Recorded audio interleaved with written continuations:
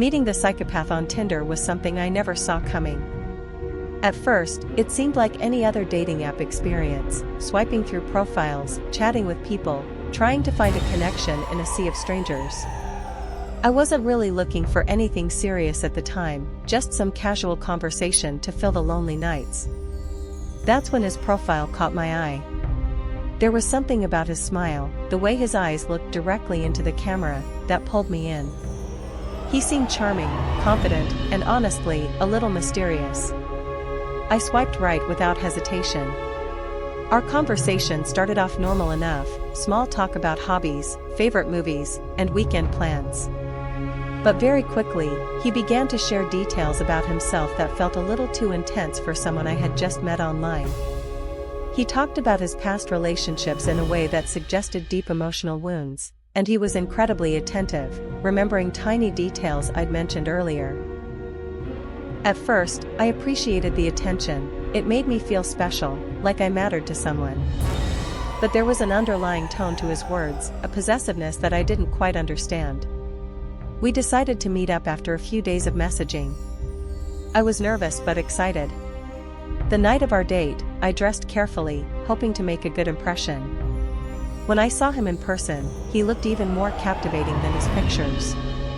We went to a quiet cafe, and he was polite, funny, and surprisingly engaging. But as the evening wore on, subtle things began to unsettle me.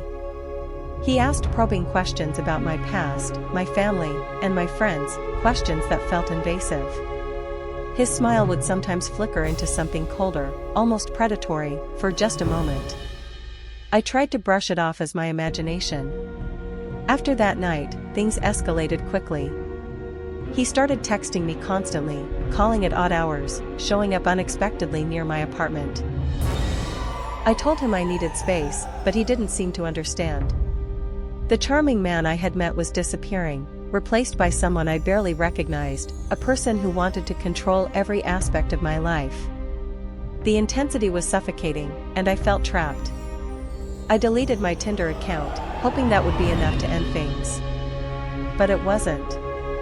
The haunting presence of that man lingered, not just in my messages or calls, but in my mind. Every shadow seemed to carry his image, every unexpected noise made my heart race. Meeting the psychopath on Tinder was a nightmare I couldn't wake up from. It started as a simple swipe but turned into a terrifying chapter I'll never forget. The unsettling first encounter with him is something I replay over and over in my mind, unable to shake the feeling that something was deeply wrong from the very start. When we agreed to meet, I thought it would be just another date, nothing more than a casual coffee and some easy conversation. But as soon as I saw him waiting at the corner of the cafe, something inside me twisted. He looked just like his pictures, but there was a strange intensity in his gaze, something that didn't quite belong. It wasn't the warmth or friendliness I'd hoped for. It felt sharp, calculating, almost like he was sizing me up as if I were a puzzle he was determined to solve. He greeted me with a smile that didn't reach his eyes, and I felt a cold chill run down my spine. Trying to push aside my unease, I returned the smile and sat down across from him. At first, the conversation flowed easily. He was charming, articulate, and funny in a way that drew me in. But beneath the surface, there was an edge, something dark lurking behind his words. He was overly curious about my life, asking questions about where I lived, who I spent time with, even probing into things I hadn't shared with anyone else before. It felt invasive, like he was trying to map out every part of my world. As the evening went on, the atmosphere shifted. The cafe's warm lighting seemed to grow colder, and the chatter around us faded into a dull background hum. He leaned in closer, his voice dropping to a low, almost hypnotic tone. There was something hypnotic but also threatening in the way he spoke, as if he was trying to control the narrative, to draw me deeper into his web. When I tried to steer the conversation to lighter topics, he brushed it off and returned to those probing questions. It wasn't just curiosity anymore, it felt like an interrogation. I noticed the way his eyes followed me when I glanced away, the tight grip he had on his coffee cup that suggested a barely contained tension. At one point, he casually mentioned things that only someone with an intense, obsessive nature would think about so early on. It made me uncomfortable, but I wasn't sure if I was just overreacting. I wanted to believe the charming facade he showed me, but deep down, I knew something was off. By the end of the night, I felt drained and confused. Instead of excitement or hope, there was a heavy sense of dread settling in my chest. Saying goodbye felt like escaping from a trap I hadn't even realized I was walking into.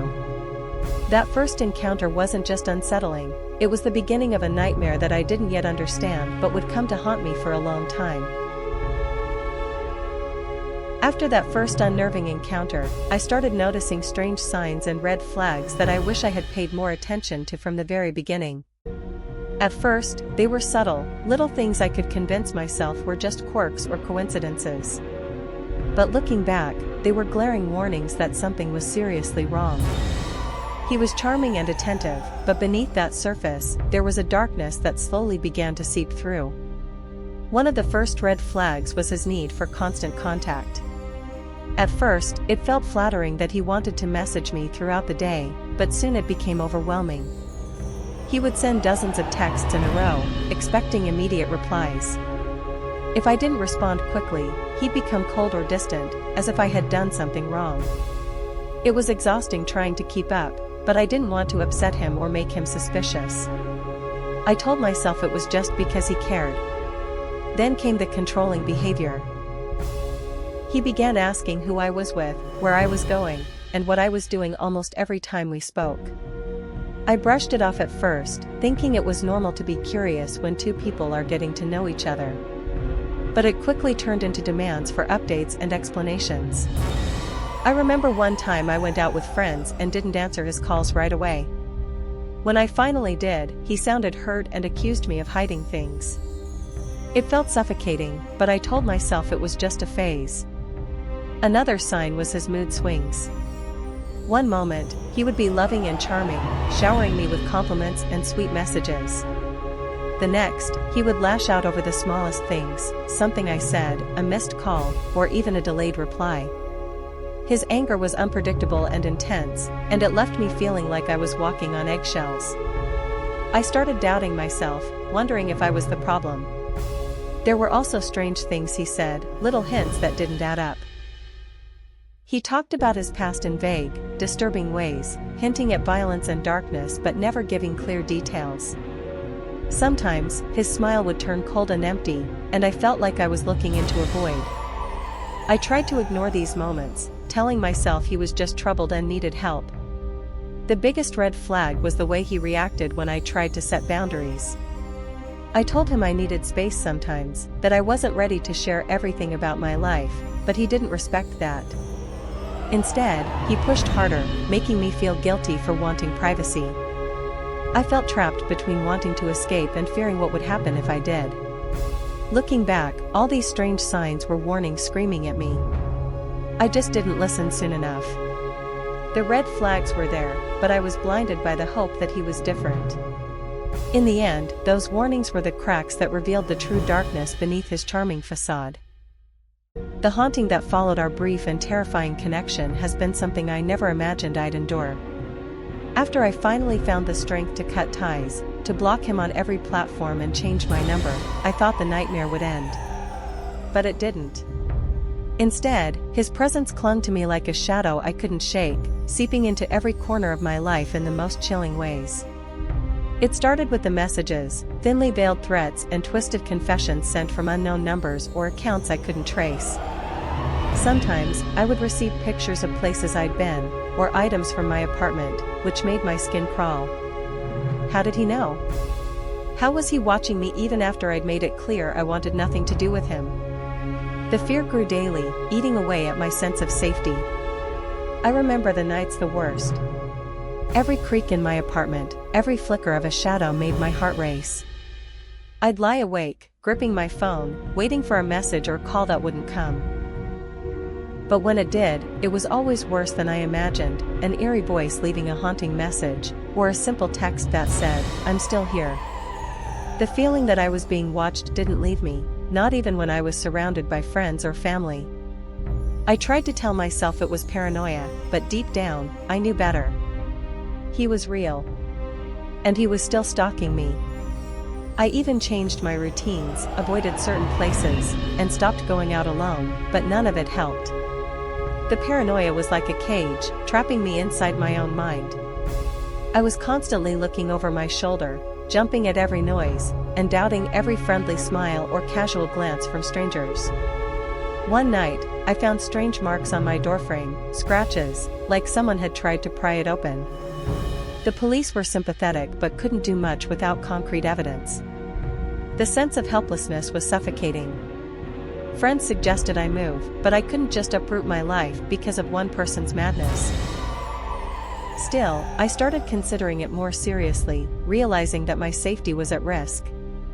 The haunting wasn't just physical, it seeped into my dreams too. Nightmares of him lurking in the dark, waiting for me, waking me in cold sweats. I was exhausted, drained emotionally and mentally, afraid to trust even myself. The man I had met on Tinder was no longer just a memory, he had become a specter that haunted my every waking moment.